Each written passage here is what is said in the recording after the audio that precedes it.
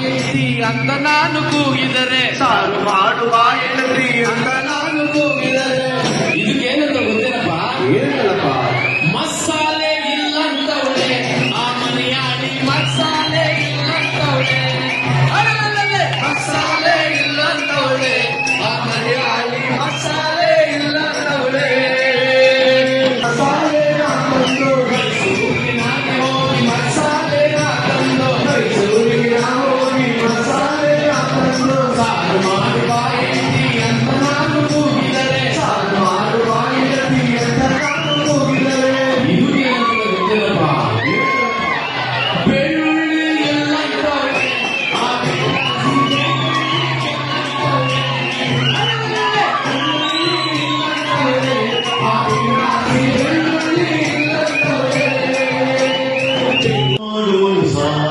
ನೀರು 3 ದಿವಸ ಒಡೆದು ಮಾಡು ಮನಸ, ನೀರು 3 ದಿವಸ ಉಸುರು ನಿರ್ಭಯಗೆ ನಿನ್ನ ಹೆಸರು ಹೇಳುತ್ತಾರ,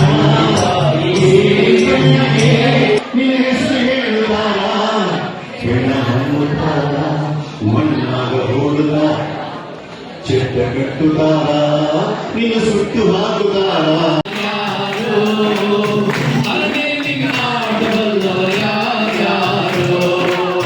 ಗುರುವೇ ನಿನ್ನಾಟವಲ್ಲವ ಯಾರ್ಯಾರೋ, ಶಿವನೇ ನಿನ್ನಾಟವಲ್ಲವ ಯಾರ್ಯಾರೋ, ಯಾರ್ಯಾರೋ.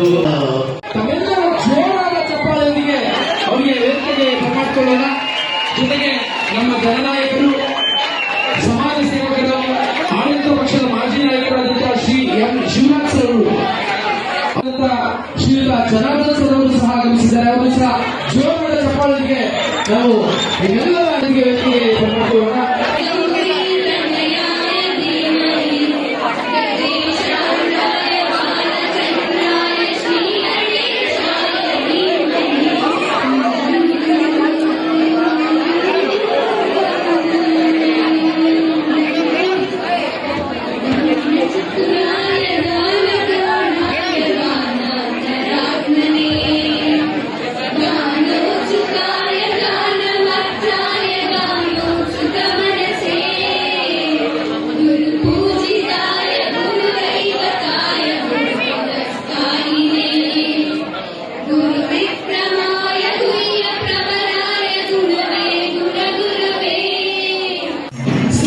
ಶೋಷಣೆ ಇರಬೇಡ ಸುಮ್ಮನೆ, ಕುಣಿಯುತ್ತ ತಮಟೆಯ ನುಡಿಸೆ ನೋಡಿ, ಕತೆ ಹೇಳೋ ಮನೆಯ ಕೊಡು ಸರಸ್ವತಿ ದೇವಿ.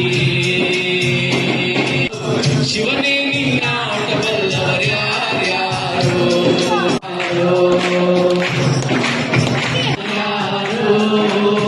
ಅಲ್ಲೇ ನಿನ್ನಾಟವಲ್ಲವರು ಯಾರ್ಯಾರೋ.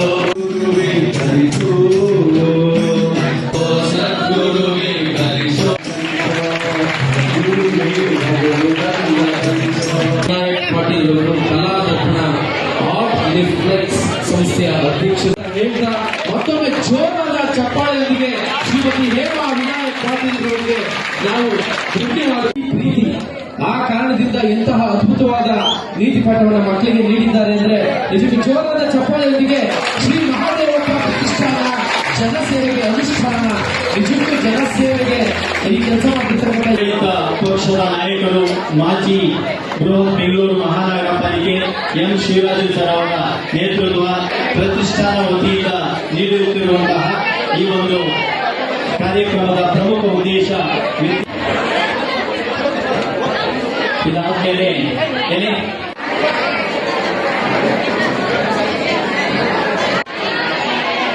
ನಡೆಸಿಕೊಂಡು ಹೋಗ್ತಾ ಇದ್ದೇನೆ. ಹೃತ್ಪೂರ್ವಕ ಅಭಿನಂದನೆಗಳನ್ನ ಸಲ್ಲಿಸ್ತಾ ಇದ್ದೇನೆ.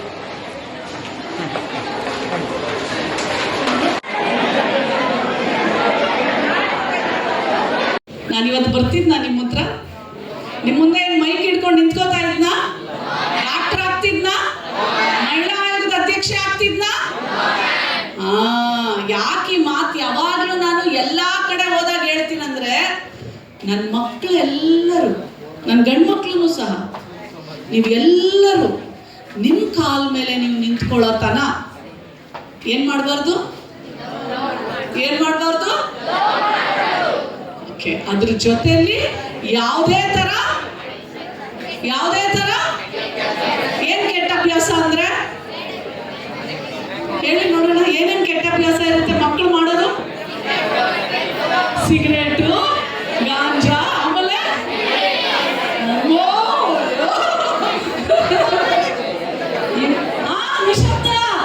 ಪ್ರತಿಷ್ಠಾನ, ಜನಸೇವೆಗೆ ಅನುಷ್ಠಾನ. ಈ ಒಂದು ಪ್ರತಿಷ್ಠಾನದಿಂದ ನಮ್ಮ ಸಹೋದರ ಶಿವರಾಜ್ರವರು ಈ ಕಾರ್ಯಕ್ರಮಕ್ಕೆ ನನ್ನನ್ನು ಕರೆದಿದ್ದು ನನ್ನ ಸೌಭಾಗ್ಯ. ನಿಜವಾಗ್ಲೂ ನೀವು ನಾನೇನಾದರೂ ಬರದೇ ಹೋಗಿದ್ರೆ ಈ ಪ್ರೀತಿ, ನಿಮ್ಮ ಒಂದು ಕಾಳಜಿ, ನಿಮ್ಮ ಒಂದು ಕಮಿಟ್ಮೆಂಟು, ನಮ್ಮ ಶಿವರಾಜ್ ಅವರ ಸಹೋದರಿ ಸಹ ಆ ಮಕ್ಕಳ ಮೇಲೆ, ಅದು ನನ್ನ ಕನ್ನಡದ ಮಕ್ಕಳು ಮುಂದೆ ಬರಬೇಕು, ನನ್ನ ಕನ್ನಡದ ಮಕ್ಕಳಿಗೆ ಎಲ್ಲ ಸಿಗಬೇಕು ಅನ್ನೋ ನಿಮ್ಮ ಬದ್ಧತೆ, ಆ ಪ್ರೀತಿ, ಆ ಕಳಕಳಿ, ನಿಮಗೆ ದೇವರು ಇನ್ನಷ್ಟು ಶಕ್ತಿ ಕೊಡಲಿ ಅಂತ ನಾನು ಹಾರೈಸ್ತೇನೆ.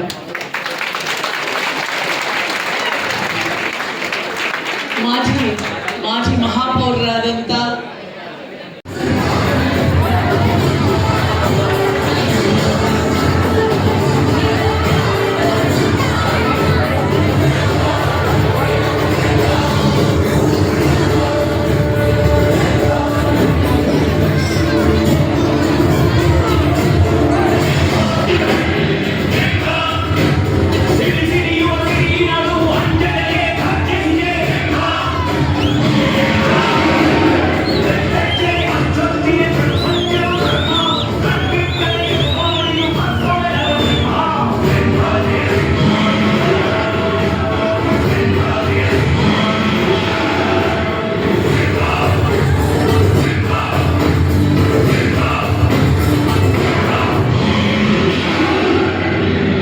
ನಮ್ಮೂರ್ ಜಮೀನು ತಗೊಳಕ್ಕೆ ಎಷ್ಟು ಧೈರ್ಯ ನಿಮಗೆ? ನಮ್ಮೂರ್ ಜಮೀನು ಕೆಲಸ ನೀವೇ ಅವನ್ನ ನಮ್ಮೂರಲ್ಲಿ ಯಾರಾದ್ರೂ ಹಸುವಿಲ್ಲ, ನಿಂತವ ಯಾರಾದ್ರೂ ಬೆಳೆ ಬಂದವರ ಈಕೆ ಮಕ್ಕಳು ಇವರಿಗೆ ಕೈ ಕೊಟ್ಟು ಈ ಭೂತ ನಂಬ್ಕೊಂಡ, ಈ ಭೂತ ಈಕೆ ಕೈ ಬಿಟ್ಟಿಲ್ಲ, ಇದು ನಂಬ್ಕೊಂಡೆ ಒಂದು ಹೊತ್ತಿಗೆ ಕಲ್ಚಿ ಭೂತ. ಈಗ ನೀನು ಇದನ್ನ ಫ್ಯಾಕ್ಟ್ರಿ ಕಟ್ಟಕ್ಕೆ ಇಟ್ಕೊಂಡು ಹೋಗುತ್ತೆ ಅವ್ರ ಹೊಟ್ಟೆಗೇನು ಈ ಫ್ಯಾಕ್ಟ್ರಿ ಚರ್ಮ ತಿನ್ನಬೇಕಿಲ್ಲ. ಕೊಬ್ಬಿದ ಮಗನೇ ನಿಮಗೆ ನಂತರ ಗುಡಿ ವಿಷಯ ಮಾತಾಡ್ತೀಯ? ಕೋಟಿ ಹಣನ ಕುಟುಕೋಸಿ ಇಟ್ಕೊಂಡು ತಿರುಗಾದ ವಂಶಗಳ ನಮ್ದು, ನಮ್ತವನೇ ದುಡಿ ಬಗ್ಗೆ ಮಾತಾಡ್ತೀಯ? ನಿಮ್ಮ ಮಕ್ಕಳು ಹೋಗಲು ಅವನು ಗುಂಡಿಗೆ ಬಿಸಿ ರಕ್ತನೇ ಇರೋದು ನಿಜ.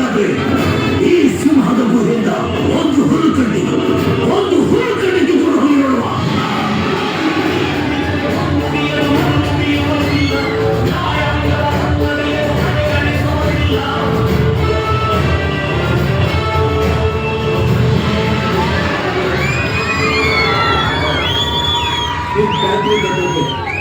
ಬೇರೆ ಕಡೆ ಜಾಗ ಆಗಕ್ಕಿಲ್ಲ, ಸ್ವಲ್ಪ ಸುಮ್ಮನೆ ಆಗ್ಬಂದ.